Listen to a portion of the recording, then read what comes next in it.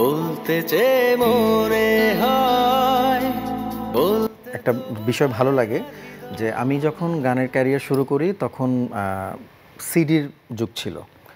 তো আমি সিডির যুগের ভালোবাসাও পেয়েছি এবং ইউটিউবের যুগের ভালোবাসাটাও আমি পেয়েছি এবং আমার গান দিয়ে মনে হয় বাংলাদেশের প্রথম কোনো গান যেটা কোটি ভিউজ হয়েছিল।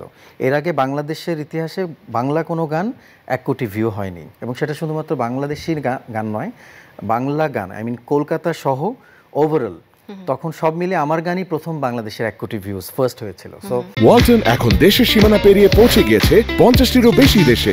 ওয়ালটন, ঘরে ঘরে বিশ্বজুড়ে। ওই বিষয়টা তখন খুব একটা রেকর্ড আলোড়ন সৃষ্টি করেছিল। সেই গানটার নাম হচ্ছে বলতে বলতে চলতে চলতে। তো ওই গানটা দিয়ে আসলে ইউটিউবের একটা বাংলাদেশের একটা নতুন একটা অধ্যায় শুরু হলো যে ইউটিউবে গান রিলিজ করা বা ইউটিউব থেকে যে একটা নতুন প্ল্যাটফর্ম হতে পারে। তো ওই বিষয়টাও আমি এনজয় করি। সো আমরা এই দুই সিডি এবং ভিউজ এই দুই বিষয়টা মিলে দুই জেনারেশনকেই আমি রিলেট করতে পারি।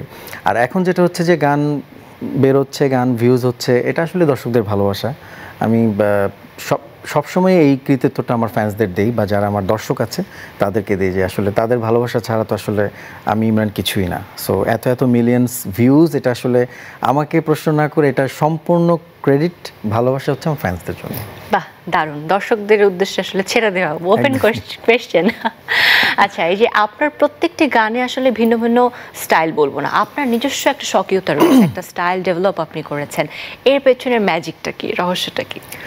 ম্যাজিক বলতে আমি তো আসলে ছোটোবেলায় গান শিখেছি। সো আমি সব ধরনের গান প্র্যাকটিস করার অভ্যাসটা আমার ছিল।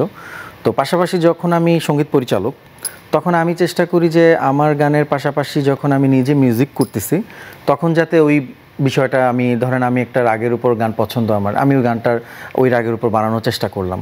তারপর আমি একটু ফিউশন কিছু করতে চাই, আমি সেটা করার চেষ্টা করলাম। তো এই ক্ষেত্রে ওই ভেরিয়েশনটা চলে আসে। আর পাশাপাশি আমি যখন অন্যের গান মিউজিক করি সেটাও আমার জন্য নতুন একটা অভিজ্ঞতা হয় যে শুধুমাত্র আমার গান না, আমি আমার বাংলাদেশের অনেক স্বনামধন্য অনেক সিনিয়র্স আছে এবং যারা দেশের বাইরেও যারা আছে, যারা বলিউডে কাজ করে, তাদের সাথেও আমার কোলাবোরেশন করা হয়েছে। বাংলাদেশে যারা এখন নতুন প্রজন্ম যারা, তাদের সাথেও কোলাবোরেশন করা হয়েছে। সো আমি শুধুমাত্র গাই না, আমি ফিচারও বেশি করি।